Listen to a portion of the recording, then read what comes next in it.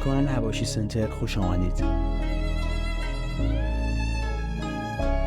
با عرض سلام و وقت بخیر خدمت همراهان گرامی، در ارتباط با کارشناسی داوری 2 صحنه انجام شده در بازی پرسپولیس و آلومینیوم و عرض کنم که دقیقه 8 بازی تکلوری که بازیکن آلومینیوم عراق روی از پای بازیکن پرسپولیس انجام داد مصداق خطای شدید بود و باید حتما اخراج میشد و عرض کنم که داور با توجه به فاصله دوری که داشت صحنه رو کامل ندید، گرچه میتوانست داور 4م که نزدیک به صحنه و دید بسیار خوبی بود و همچنین کمک یکش در این صحنه ایشون رو کمک میکردن. اما صحنه دوم دقیقه 37 مربوط به گل به ثمر رسیده پرسپولیس بود. بعد از کنم با توجه به این که دوربینی که تصویر برداری میکرد و دوربین های دیگری که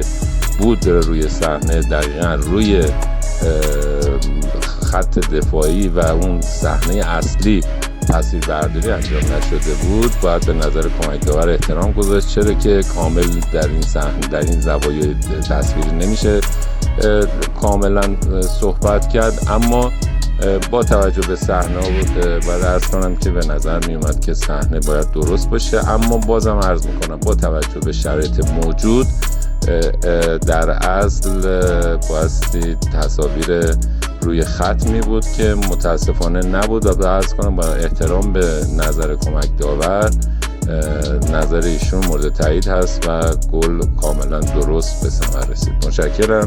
شب شما بخیر. خدا نگهدار.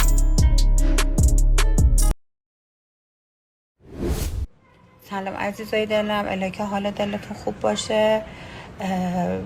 مامان بابام از صبح سکته نکردن، خدا رو شکر، جای شکرش باقیه. انقدر که ترسیدن بازداشتی در کار نیست، تنها این که احضار شدم به جرم تهیه، ارسال، انتشار، نمیدونم این داستانای تصاویر و آثار مستهجن و مبتذل.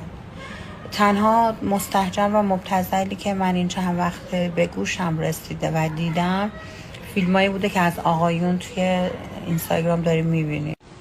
به کار بردن واژه مبتذل و مستهجن به زنی که شوهر داره، 2 بچه داره و جز روزمرگی چیز دیگه تو پیجش نمیذاره عین وقاحته. واقعا شرم بر شما. هیچ احد و ناسی اجازه نداره به من انگ بزنه، اونم با همچین ادبیاتی. نیمار هم در ازای 90 میلیون یورو به الهلال است.